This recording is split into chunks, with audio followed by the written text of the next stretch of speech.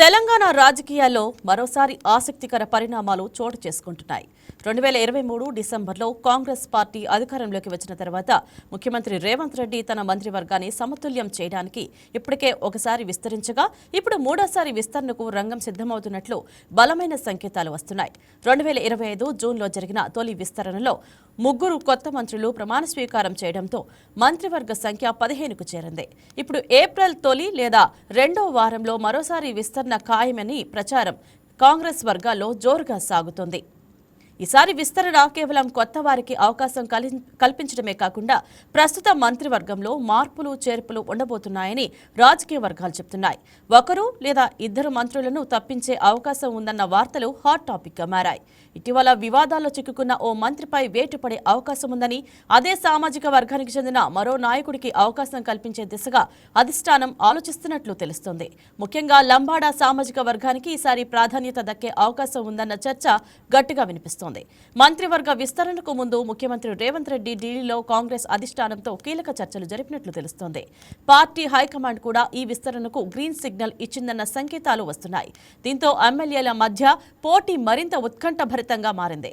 ఇప్పటికే పలువురు ఎమ్మెల్యేలు ఢిల్లీలో పర్యటిస్తూ తమకు మంత్రి పదవి ఇవ్వాలని లాబింగ్ చేస్తున్నట్లు తెలుస్తోంది.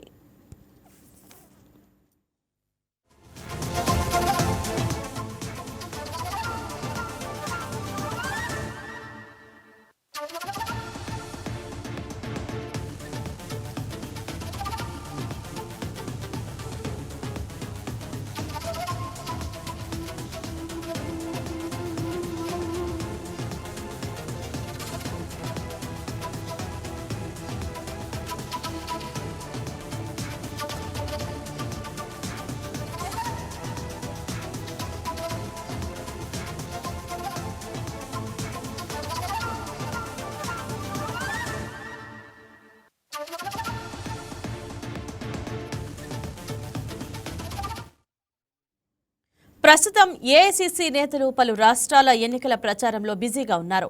ఈ నెల 9న కేరళం, పాండిచ్చేరి, అస్సాంలో పోలింగ్ ముగియనుంది. ఆ తర్వాత తమిళనాడు, పశ్చిమ బెంగాల్ పోలింగ్పై ఫోకస్ పెట్టనున్నారు.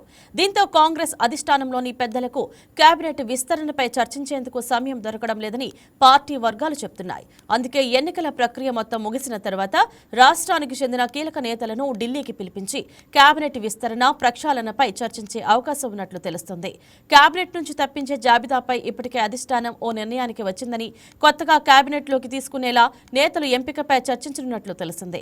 ఆ మీటింగ్లోనే శాఖల మార్పు అంశంపై సీఎం రేవంత్ తన ప్రపోజల్స్ ను అధిష్టానం ముందు పెడతారనే ప్రచారం జరుగుతుంది.